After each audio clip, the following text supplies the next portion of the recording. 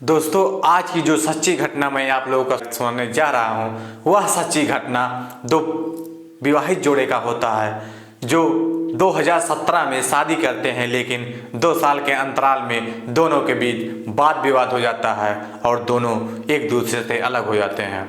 तो दोस्तों, मनीष किसी काम के लिए लखनऊ जा रहा था और बस का इंतजार कर रहा था। जहां विश्राम गृह होता है वहां पर वह बस का इंतजार कर रहा था और तब तक देखता है कि बस आ जाती है, जो कि आगरा से लखनऊ जाने वाली रोडवेज बस होती है।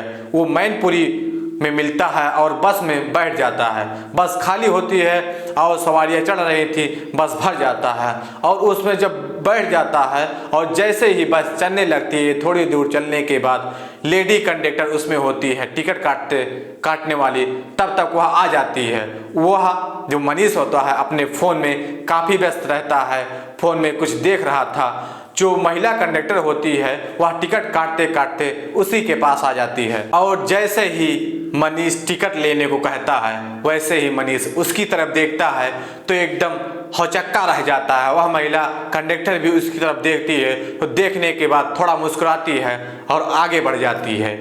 वह टिकट काटते हुए थोड़ा आगे निकल जाती है, सबसे पैसा लेती है, सबकी एंट्री करती है। उसके बाद में मनीष से कहती है कि टिकट ले लो और वह मनीष से होता है उसे पैसा देता है। लेकिन वह लड़की टिकट उसका काट रही थी, पैसा लेती है लेकिन टिकट काटती नहीं है। लेकिन जो कंडक्टर का सीट होता है उस पर कोई आदमी बैठा था। वह लेडी कंडक्टर कहती है कि आप थोड़ी दूसरी सीट पे चले जाइए, तो वह आदमी वहाँ से दूसरी चला जाता है। लेकिन जो महिला कंडक्टर होती है तब मनीष को इशारा करके अपने पास बुलाती है और पास बुलाकर उससे कुछ बात करना चाहती थी। मनीष उसकी तरफ देखता है लेकिन नज़रें नहीं मिला पाता। तो दोस्तों, गुड मॉर्निंग, नमस्कार, सत श्री अकाल। एक बार फिर से आप तमाम लोगों का स्वागत है स्टोरी बाय क्राइम की इस एपिसोड में। उम्मीद है कि पूरी फैमिली अच्छी होगी, अपना और अपनों का ख्याल रख रही होगी। दोस्तों, आज ये जो सच्ची घटना मैं आपको सुनाने जा रहा हूँ यह मैनपुरी का वाकया है। यह बहुत बड़ी, बहुत दुख भरी कहानी है, क्योंकि उसकी पत्नी जो वंदना थी उसके साथ में ही मनीष ने क्या कारनामा किया कि दोनों एक दूसरे के खिलाफ हो गए और वह तलाक ले चुके थे। वह कंडक्टर वही तलाकशुदा पत्नी थी जो उसे बस में कंडक्टर के रूप में मिली थी। मनीष भी काफ़ी पढ़े लिखे घर का लड़का था और अच्छा लड़का था और वहीं का एक कस्बा पड़ता है घिघौर, वहीं की लड़की थी। लेकिन इसका विवाह सन 2017 में होता है। 17 में होने के बाद जो इसकी पत्नी होती है जिसका नाम वंदना होता है, वंदना बड़ा प्रेम करती है अपनी पति से। लेकिन कुछ समय ऐसा चलने के बाद में मनीष अपनी पत्नी को टार्चर करने लगता है, मारने लगता है, पीटने लगता है और उसके बाद में वह खुद उसी से कागज डलवाता है डिवोर्स के लिए। लेकिन कुछ दिन के बाद दोनों में विवाद होता है और दोनों डिवोर्स के लिए राजी हो जाते हैं। दोस्तों, लड़की भी बहुत पढ़ी लिखी थी। वह बस कंडक्टर का फॉर्म डालती है और उसमें सेलेक्ट हो जाती है। तो मनीष किसी काम के लिए लखनऊ जा रहा था, तो वह लड़की उससे पूछती है कि तुम कहाँ जा रहे हो। तो वह कहता है कि तुम जानती ही हो कि हमारा बड़ा भाई वह नौकरी करता है दूध की फैक्ट्री में, एक बहुत बड़ा मैनेजर है, उससे मिलने जा रहा हूँ। तो उसी बस में जो कि आगरा से लखनऊ होते हुए, सिकोहाबाद होते हुए, फर्रुखाबाद होते हुए इधर से ही निकलती है। वह मैनपुरी में बैठता है। बैठने के बाद बहुत सारी सवारियां होती हैं और जब उसमें बैठ जाता है तो उसकी पत्नी ही जो तलाकशुदा पत्नी होती है, कंडक्टर जो होती है, टिकट काटते हुए मनीष के पास पहुंचती है। जब मनीष उसे देखता है, देखते हुए हैरान रह जाता है।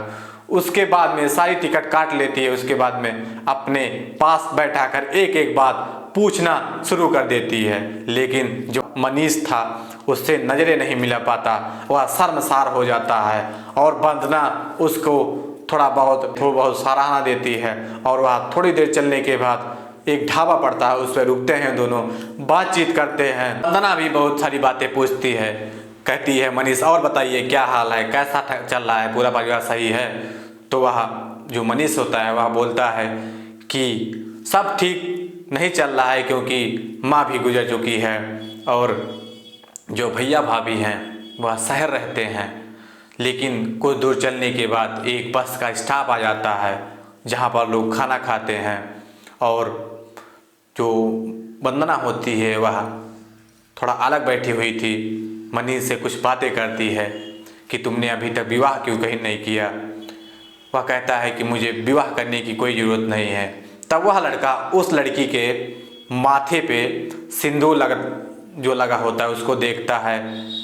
वह पूछता है तुमने तो शादी कर ली होगी, लेकिन वह लड़की सिर को हिलाती है और बोलती है अभी तक मैंने भी शादी नहीं किया है।